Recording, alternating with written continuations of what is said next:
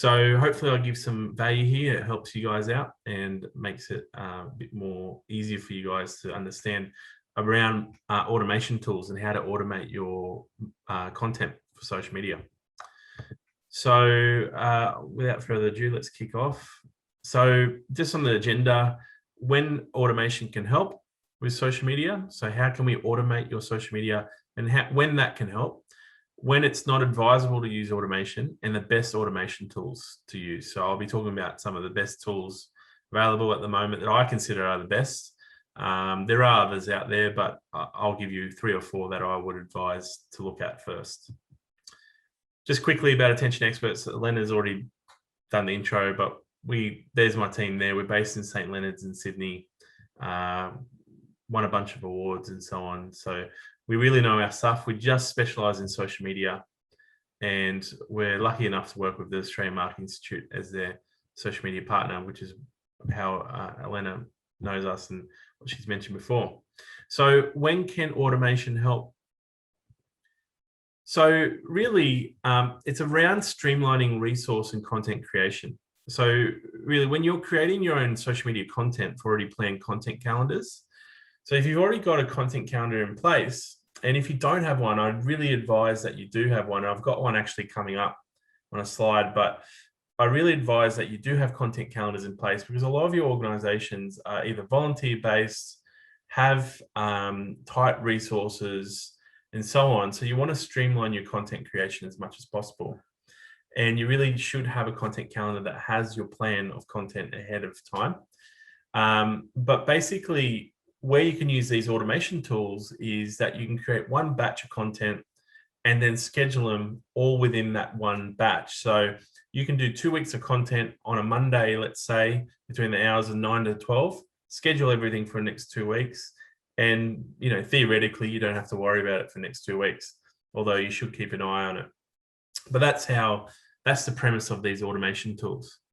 So, whenever you're trying to schedule content as well, this could be across LinkedIn, Twitter, Facebook, Instagram. I'll talk about when you shouldn't be using those platforms for scheduling in a moment, but you can basically schedule on pretty much all platforms as long as the scheduling tool has the ability to do that. So the first thing you want to ask a scheduling tool is, what platforms are they going to allow you to schedule on? That is probably one of the more important questions you need to ask when you're looking for a scheduling tool.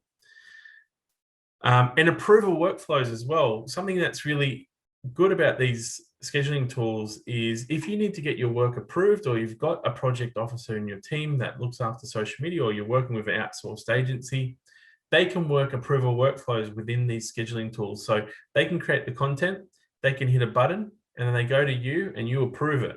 So you can look for spelling mistakes, make sure the content is correct and all that before it goes live. So definitely look for scheduling tools that have those value points as well.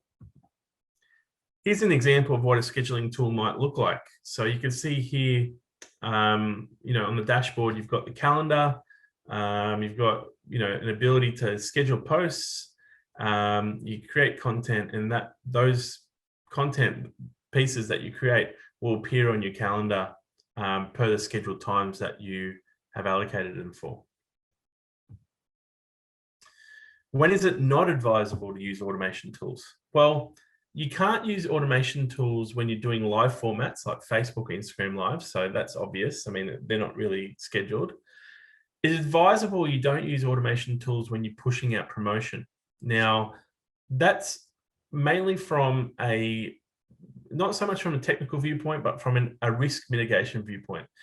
If you're a member organization, and let's say you're promoting member discounts for the next 2 weeks, and you want to push this promotion out, I would suggest, from my experience, don't schedule this, push it live yourself, because that way, if you've scheduled it and forgotten about it, and something has changed with the promotion in that time frame, it could still go live with the old information on it, right? So you want to make sure that you're doing it live yourself, making sure that you can correct any last minute changes before it goes live.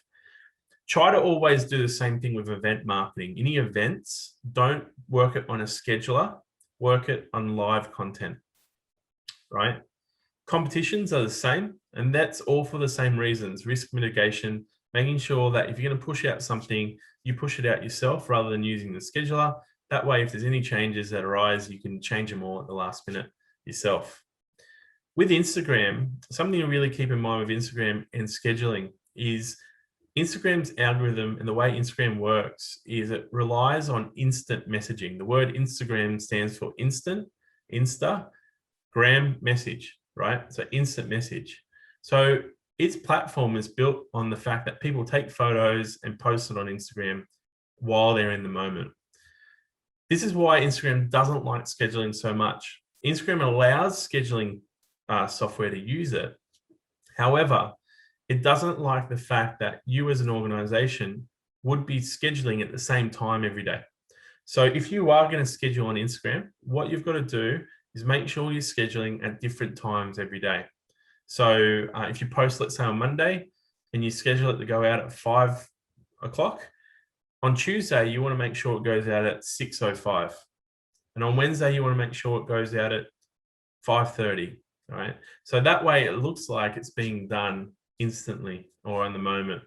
Also, try not to use times that are even, like 5 o'clock. Try to use times like 5:03 or 6:25 or 7:07 or something like that. And that way it does look more spontaneous to the algorithm.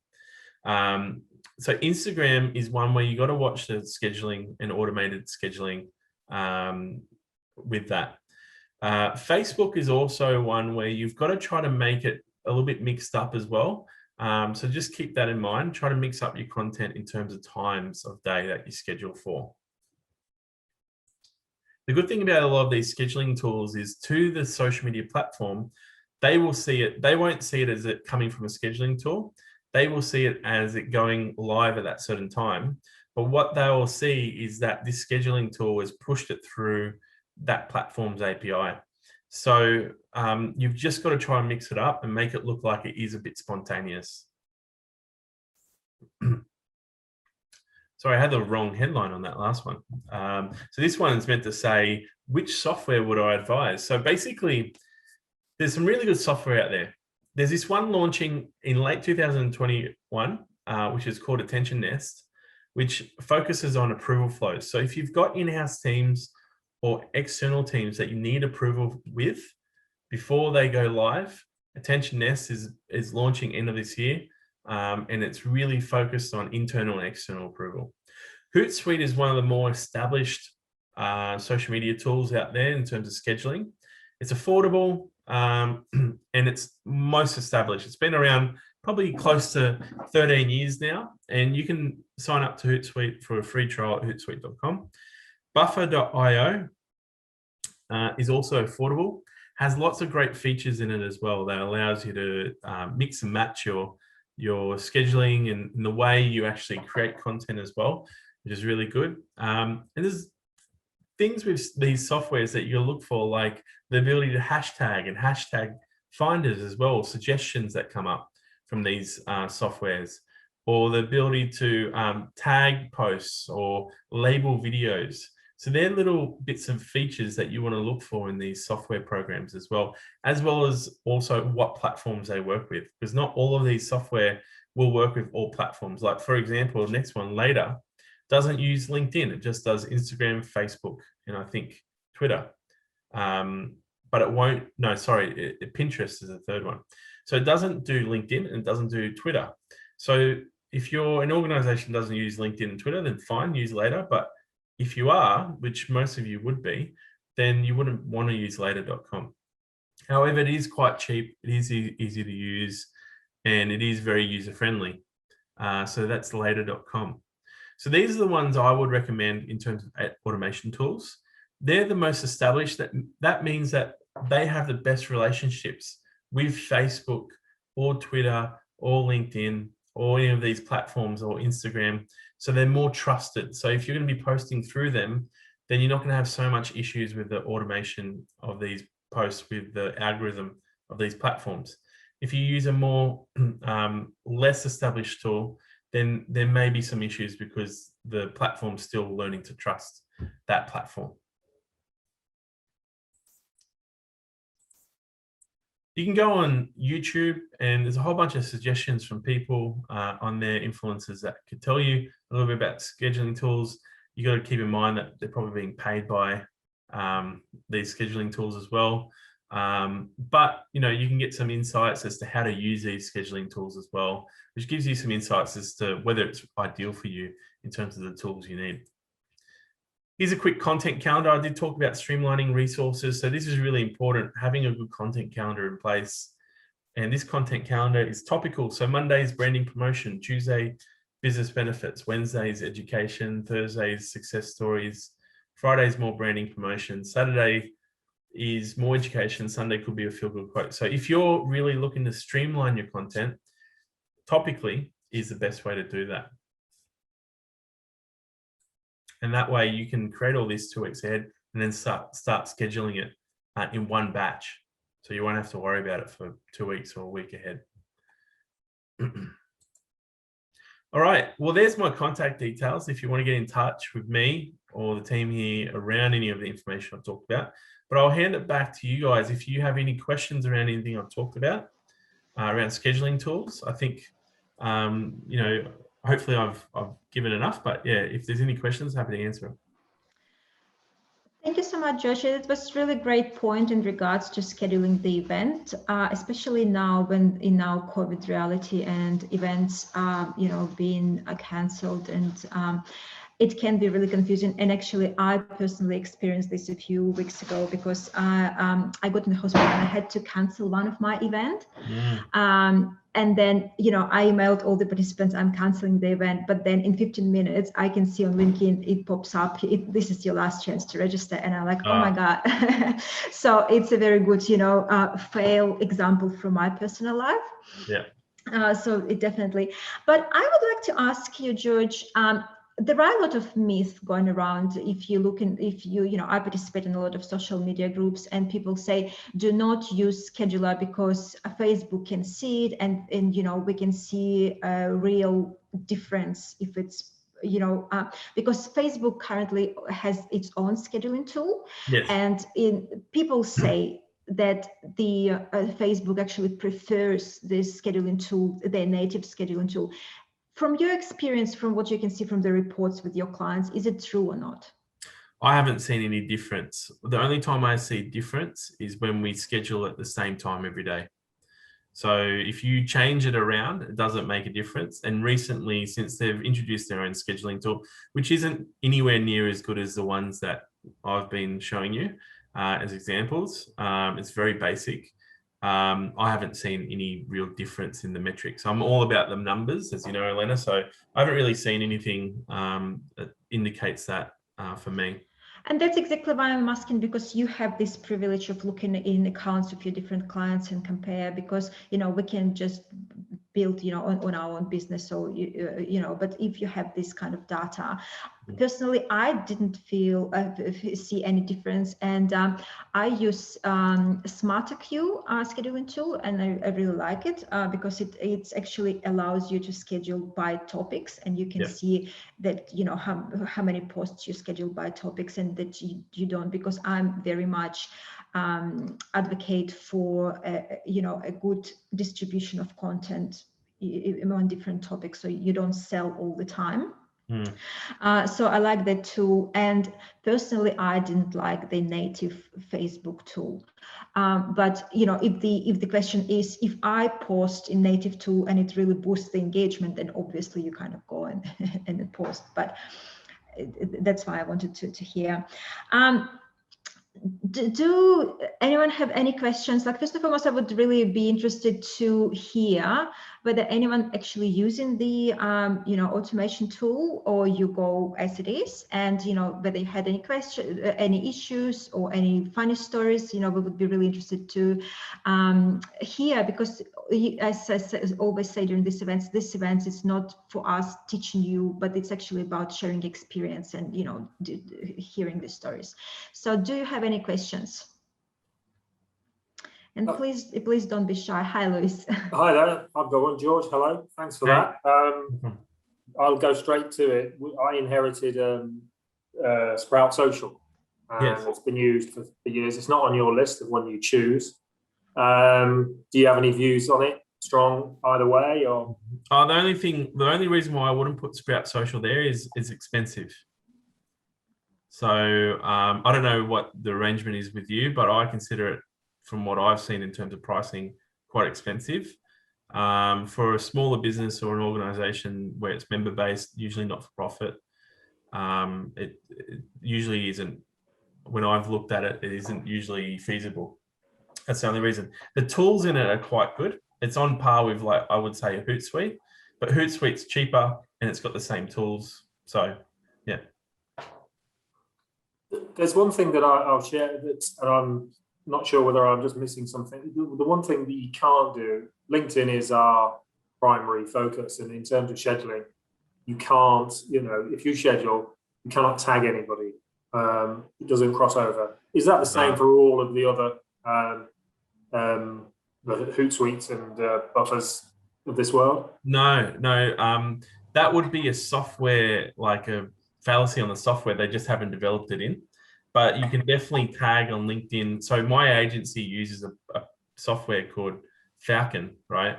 Which is it's expensive. It's an agency software, but we can definitely tag for LinkedIn when scheduling on that one. I'm pretty sure on Hootsuite you can as well. So I'm pretty sure I'm using the SmarterQ, and you can tag definitely in LinkedIn. Yeah. Dan saying this, I'm using tweet. Let me just open the chat. I'm using TweetDeck, which is free and works very well. Any negative experiences with this one? TweetDeck. I haven't even heard of this. No, one. I have heard of it, but I've never used it. I'm sorry, Diane. I don't know it well. Usually I try to move away from the free ones. That's probably why I haven't used it. Yeah, let us know if you're finding it good.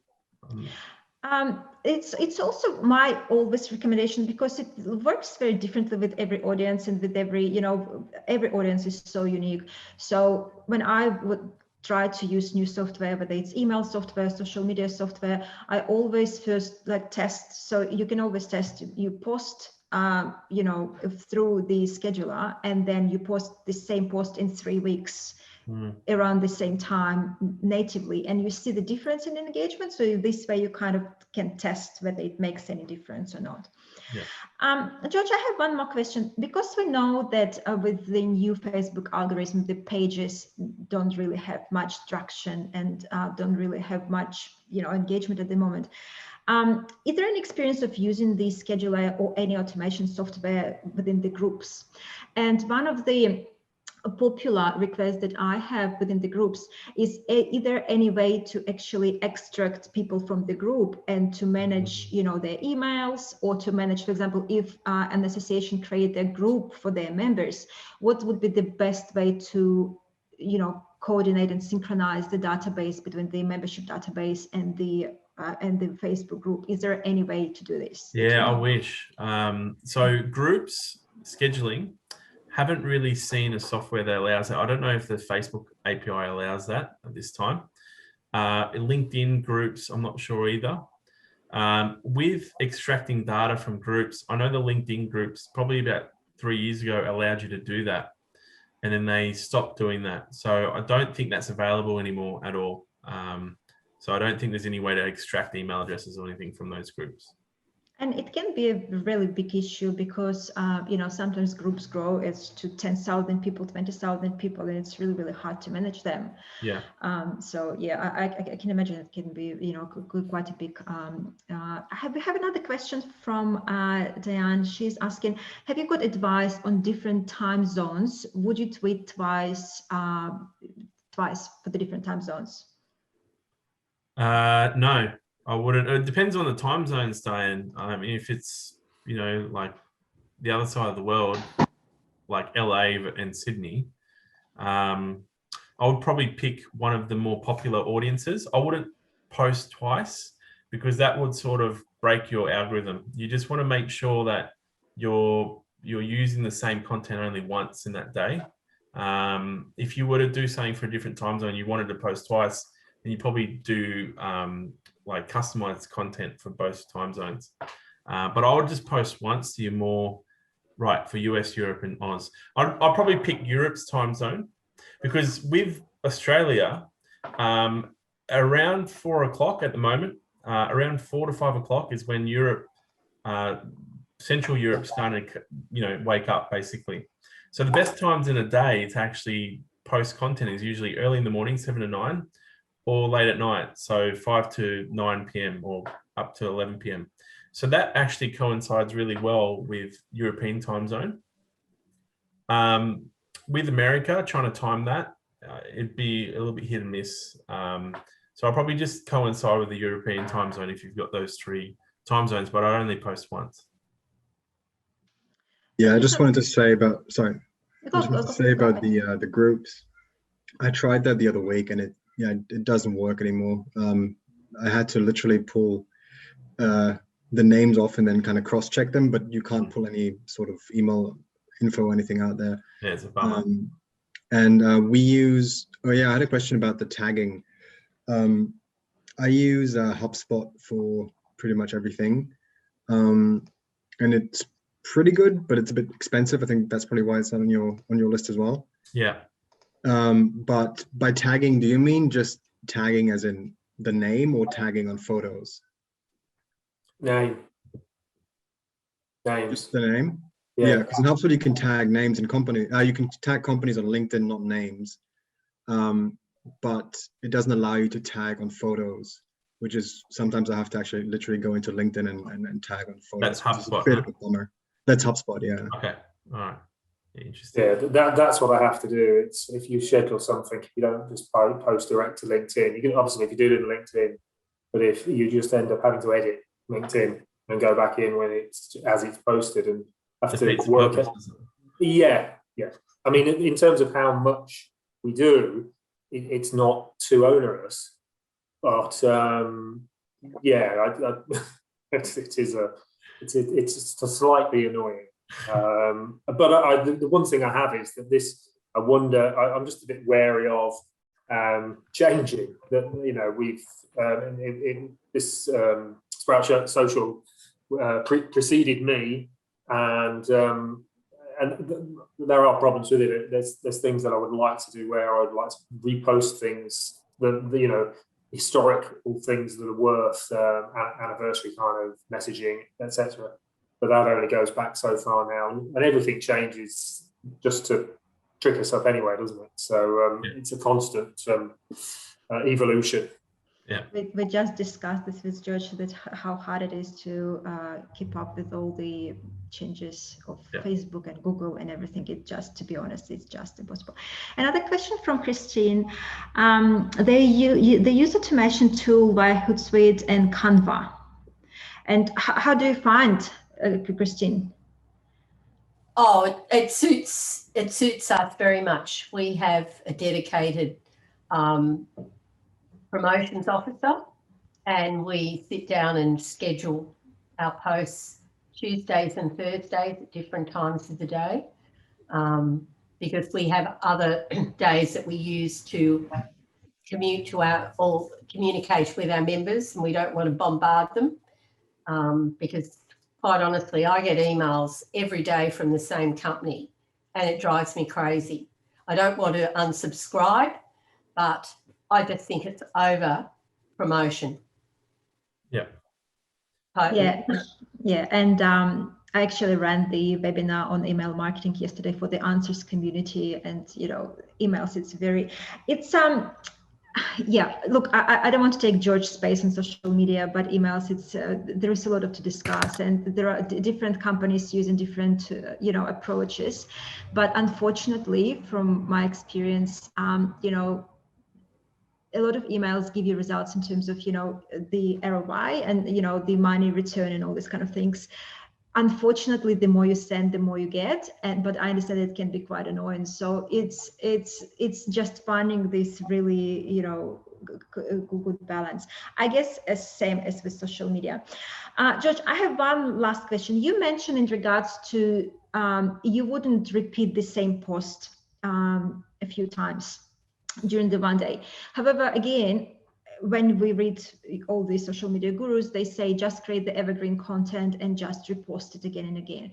What's your approach on this? I understand that it wouldn't be smart to post the same post on the same day, but what about, for example, if we post same post like every 2 weeks, every 3 weeks, and we just created this evergreen lead magnet? And would you suggest to tweak post a little, or is it a big problem to actually repost and just post the same content? What's your perspective on this? Yeah, it depends on how it's been done. If it's being done natively, so you've taken the raw material and put it back on, it should be okay. If you've done it as a reshare or something, that's not okay, because the algorithm will pick that up and will see it's the same content.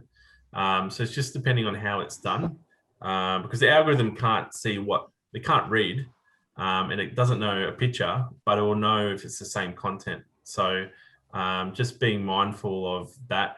I think from a user experience viewpoint as well, you'd want at least a batch of content between each time you reuse posts. So yeah, you'd want a bit of a gap there anyway. So yeah. Can I ask a question? Just one quick one. Are we finishing at 12:30? I thought it was an hour, but is it are we about to finish? Yeah, it's half an hour. Yeah. Okay. You go with your question. It follows on from what you just said about posting the same content, and just had a couple of posts recently that have done really, really well, and it gives you, and Facebook comes on and says this is reached so many more people. Do you want to boost it? And I have in the past been told, yeah, that is the way to go forward. Successful posts are the ones that are worthwhile doing. Given what you've said about not posting the same kind of stuff, is it because it's paid for rather than just organic content that it will work? Just wondering what your thoughts were on that. So yeah, good question. So paid and organic will be different. However, with boosted posts actually detriment your future organic content. So never boost the posts, because that's what that's showing the algorithm is that you're using like the basic tools to create ads rather than using their ads manager, which is their best practice tool. So if you just put money behind it, they'll take the money, and it's one of their best ways of making money with businesses. But what you'll find is a drop in organic reach for all the rest of your posts for the next 2 weeks, because they want to encourage you to do it again. So stay away from boosting posts. Right, man. Yeah, good to know. That's a very good tip. Everyone needs to know down. Yeah, I've heard about this before, and yet never boost the post. It's a Facebook tricky way to find who is there who want to promote but don't really know how to do that. That's exactly right. Yeah. So look, thank you so much for attending the event. It's nice and private and intimate. So that's why I love them, because we actually share experience and we talk to each other. So I look forward to see you at our future events.